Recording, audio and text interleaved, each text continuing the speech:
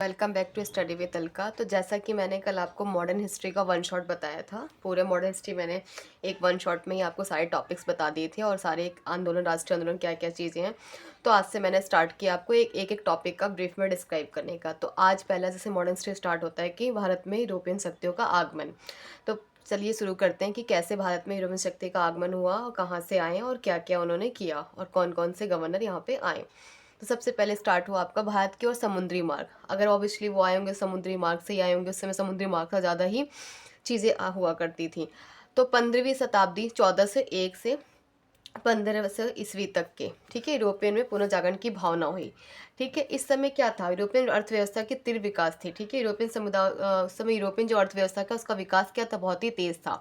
समृद्धि हुई मतलब उनकी समृद्धि थी, मतलब विकासशील थे वो। ठीक है, विलासता की वस्तुओं की मांग थी, जो विलासता की वस्तु थी उसकी क्या थी, मांग। जैसे क्या हो गया उसमें, मसालों की मांगों में वृद्धि। ठीक है, पूर्व की ओर आगमन। ठीक है, ये हुआ। तो फिर 1453 जब आता है उस समय कुस्तुनिया पे कब्जा और बाद में सीरिया।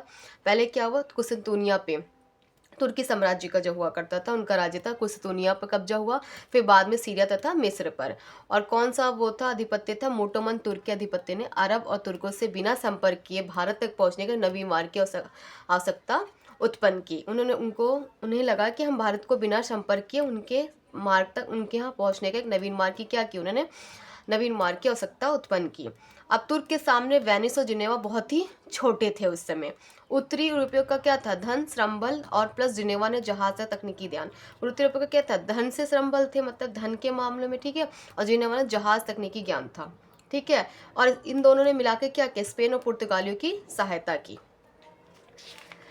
ये कैसे कैसे आए, क्यों आए, ये मैं बता रही हूँ। ठीक है, उसके बाद आपका भारत पहुंचने का आगमन स्टार्ट हुआ। सबसे पहले कौन आए, पुर्तगाली, फिर डच, फिर आपका क्या है अंग्रेज, फिर डेंस और फ्रांसीसी। ठीक है, अब मार्गदर्शक, अब देखिए सबसे पहले मार्ग हम पुर्तगाली को ही कहेंगे। क्या किया ना, 1487 पुर्तगाली यात्री क्या था, बार्थोलोमे डियास का कैप ऑफ गुड होप, जो अफ्रीका की तरफ से आने का रास्ता था जिसमें पड़ता था कैप ऑफ गुड होप, उत्तर माथा अंतरिक्ष द्वीप के पास तक पहुंचा। सबसे पहले कौन आया था, ये बार्थोलोमी, जो भारत तक नहीं पहुंचा था, इस जगह तक पहुंचा था, केप ऑफ गुड होप की जगह। ठीक है, उसके बाद फिर 1458 में ये यहाँ से वापस चला गया था, इसको आगे रास्ते का ज्ञान नहीं था तो उस टाइम। फिर 1458 में पुर्तगाली नाविक यात्री वास्को दी गामा, ठीक है, जो भारत के कालीकट बंदरगाह में आगमन किया, मतलब वहां तक पहुंचा। फिर दूसरा इसमें नोट किया है 1502 को, ये 1458 वास्को दी गामा दूसरी बार भारत आया था, ये वापस चला गया था। फिर दूसरी बार कब आया ये, 1502 में। उसके बाद 1503 में क्या हुआ, पुर्तगाली ने भारत में अपना पहला दुर्ग यानी किला कोचिन में स्थापित किया। ठीक है, फिर फ्रांसिस्को डी अल्मेडा, कौन है ये, गवर्नर, पुर्तगाली, पहला पुर्तगाली गवर्नर था जो 1505 से 1509 तक था। और इसने ही क्या की थी, इसने ही ब्लू वाटर पॉलिसी को चलाया था। ब्लू वाटर पॉलिसी मीन्स कि जो भी आपका जो समुद्री इलाकों में है उसमें पुर्तगालियों का ही सबसे ज़्यादा दबदबा रहे। ठीक है, फिर 1509 में आपके अल्मेडा ने और गुजरात, ठीक है, और मिस्र के संयुक्त बेड़े को पराजित किया। ठीक है, गुजरात और मिस्र के संयुक्त बेड़े को मतलब पराजित किया। और अल्फाजो डी अल्बुकर्क को वायसराय बनाया गया, पहले गवर्नर फिर वायसराय बनाया गया। फिर आपके आगे आपके यहाँ पे ये अल्मेडा था, ये फ्रांसिस्को डी अल्बुकर्क को वायसराय बनाया गया। 1510 में अल्बुकर्क ने बीजापुर सुल्तान को पराजित किया और गोवा पे अपना अधिकार स्थापित किया। फिर आपका 1511 में पुर्तगालियों ने मलाया द्वीप में स्थित मलक्का पर अधिकार कर लिया।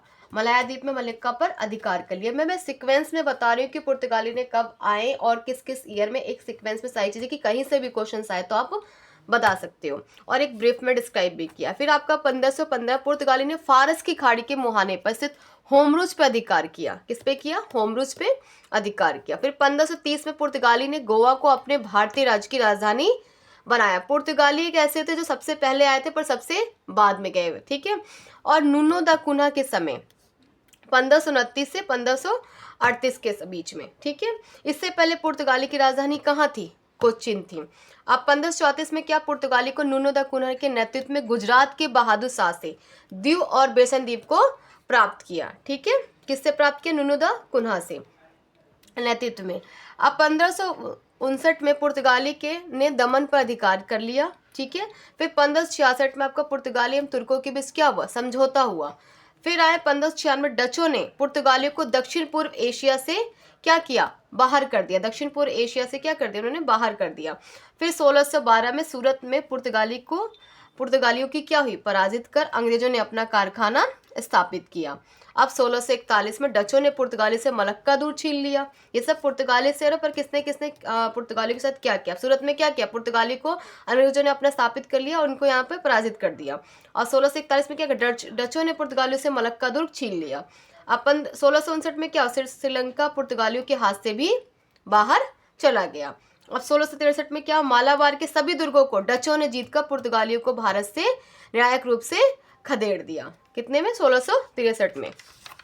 ये हो गई आपकी पुर्तगाली का। अब पूछा जाए कि भारत में पुर्तगाली शक्ति के पतन के प्रमुख कारण क्या क्या थे, क्यों गए। मिस्र, पार्शिया और उत्तरी भारत में शक्तिशाली राजवंशों का उदय हुआ। किसका हुआ, मिस्र, पर्शिया और उत्तरी भारत में शक्तिशाली राजवंशों का क्या हुआ, उदय हुआ। फिर ठीक है, जेसुइट मिशनरियों की गतिविधियों से उत्पन्न राजनीतिक भय और उत्पन्न के प्रति घृणा हुई। ठीक है, फिर आपने जिसने पुर्तगाली आध्यात्मिक दबाव के विरुद्ध प्रतिक्रिया भी उत्पन्न की। अब आए अंग्रेजी और डच वाणिज्यिक महत्वाकांक्षाओं के उत्थान ने पुर्तगाली स्वच्छता को चुनौती दिया। भारत में पुर्तगाली प्रशासन की समुद्री डकैती और प्रच्छन्न व्यापार गतिविधियों के साथ व्यापक भ्रष्टाचार हुआ। अब देखिए, लालसा एवं स्वार्थ सिद्धि तथा ब्राजील की खोज के कारण पुर्तगाली की औपनिवेशीकरण की महत्वाकांक्षा का पश्चिम की ओर भी क्या हुआ, दिक परिवर्तन हो गया। इसके बाद ये पश्चिम की ओर इनका महत्वाकांक्षा बढ़ने लगी।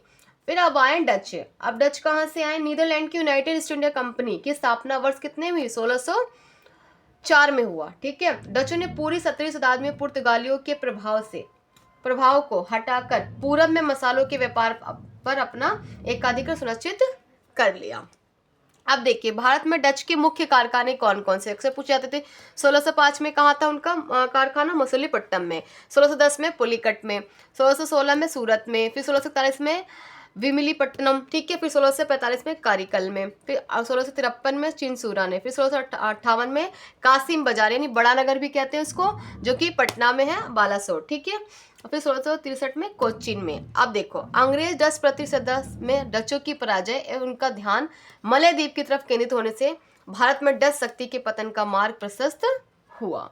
अब देखो, इसी बीच एक युद्ध हुआ, बिदरा का युद्ध, जो 1759 में अंग्रेजों ने डचों को समाप्त कर दिया। क्या किया, डचों को समाप्त कर दिया बिदरा के युद्ध में अंग्रेजों ने।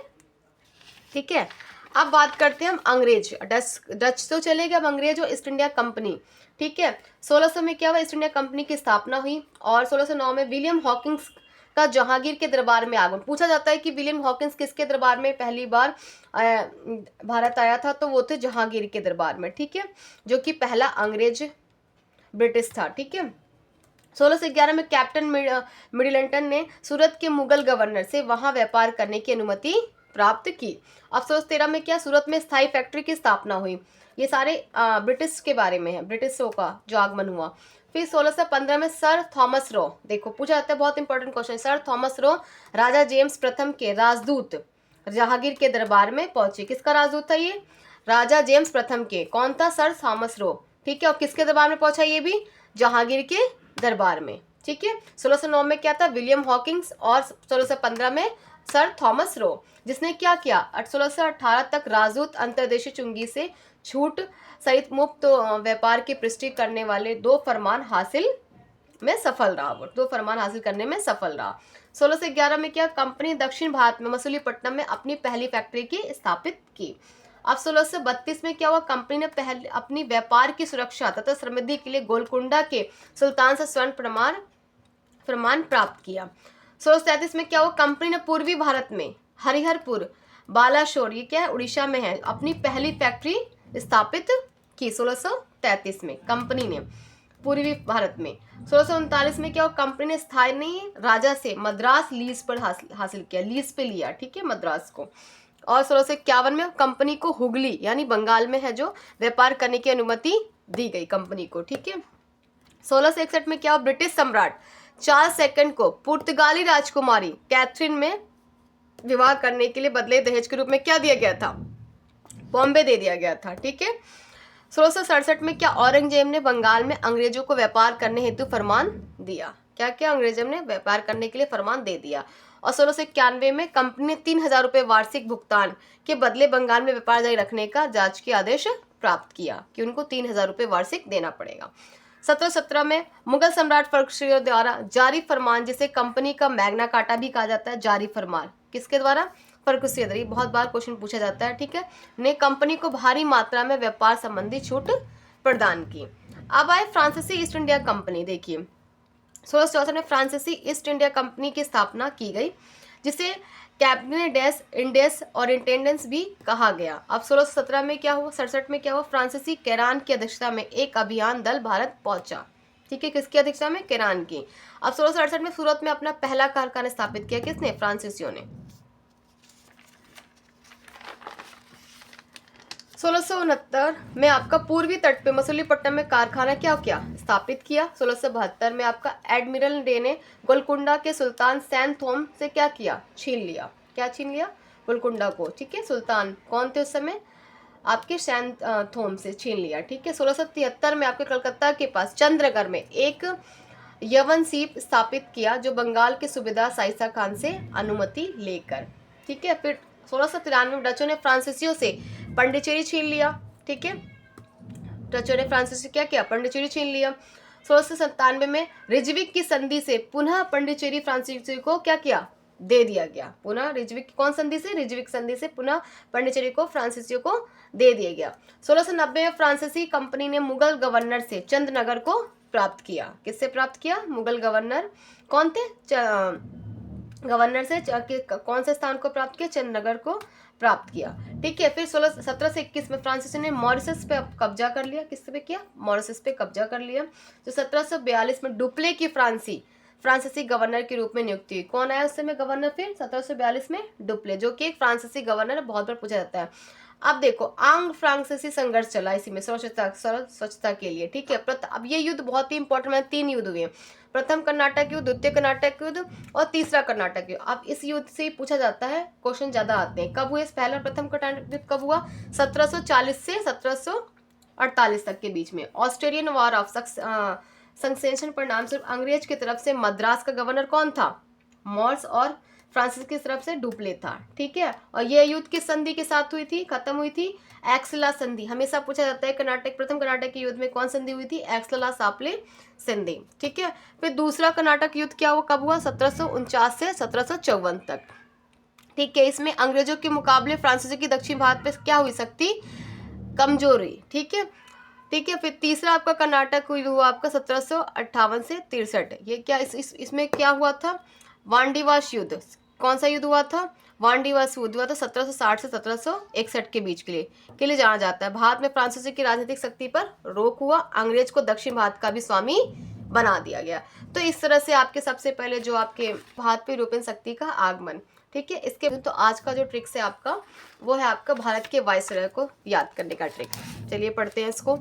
नेहा का कल मिलोगी, थोड़ा आपको फनी लगेगा पर इसे मैंने बनाया। जैसे कि आपका एन से क्या है? आपका लॉर्ड नॉर्थब्रुक, इनका ईयर क्या था? 1872 से 76 तक। फिर ई से आपका इरविन 1926 से 31 तक थे ये। ठीक है, फिर एस से आपका हार्डिंग सेकंड, जो कि 1910 से 1916 तक थे।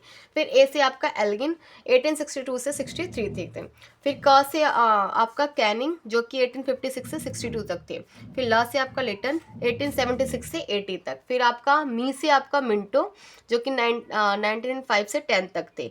ल से आपका लॉरेंस, जो कि आपका 1864 से 69 तक थे। तो ये आपका थोड़ा याद करने का थोड़ा इजी तरीका है। नेहा कल मिलोगी, इससे आपको थोड़ा चीज़ें याद आएंगी कि एन से आपका नॉर्थ बुक्स आ जाएगा, ई से आपका इरविन, एस से आपका हार्डिंग, ए से आपका एल्गिन, का से आपका कैनिंग, ला से आपका लिटन, मी से आपका मिंटो और ला से आपका लॉरेंस। ठीक है, ये आपके भारत के वायसराय हैं। ये है ट्रिक याद करने की। इसके साथ ही मैं आपको एक और ट्रिक बताती हूँ कि बांग्लादेश से सीमा बनाने वाले राज्य कौन कौन से। बहुत बार क्वेश्चन पूछे जाते हैं ये। आप देखिए बंगाल के जो आपके मुख्यमंत्री है कौन है? ममता बनर्जी। ठीक है, और उससे थोड़ा रिलेटेड आपका बांग्लादेश भी हो रहा है, तो आप उन्हीं के नाम से आप याद कर सकते हैं। कैसे? माँ से आपका मेघालय। ठीक है, ये उनके साथ सीमा साझा करते हैं। ए से आपका असम, फिर माँ से आया आपका मिजोरम, टी से आया आपका त्रिपुरा, और बनर्जी आपकी कहाँ की? वो मुख्यमंत्री हैं पश्चिम बंगाल की। ठीक है, तो इस तरह से आपको बांग्लादेश सीमा बनाने राज्य का क्या हुआ? एक ट्रिक आपको पता चल गया। आप इसी के साथ आपको ट्रेन ट्रिक बता रही हो। फिर आपकी रबी की फसल, ज्योग्राफी में आ जाइए कि आपकी जैसे रबी की फसल कौन कौन से बार में पूछा जाता है, तो क्या जीएसटी मजे से चुन लो आप, ठीक है। क्या है आपका, जी से आपका गेहूं, एस से आपका सरसों, टी से आपका तंबाकू, म से आपका मटर, ज से आपका जौ, च से आपका चना, ठीक है, ल से आपका आलू, याद रहेगा, ला आएगा लास्ट में। तो मैंने आपको 3 ट्रिक्स बताए, आपके भारत के वायसराय, फिर आपके बांग्लादेश सीमा बनाने राज्य, फिर आपकी रबी की फसल। तो अगर आपको मेरी वीडियो अच्छी लगती है तो प्लीज़ लाइक एंड शेयर करिए, और इसके अलावा आपको और भी कोई इन्फॉर्मेशन चाहिए तो आप लोग मुझे प्लीज़ कमेंट में मैसेज करके बताइए। Thank you.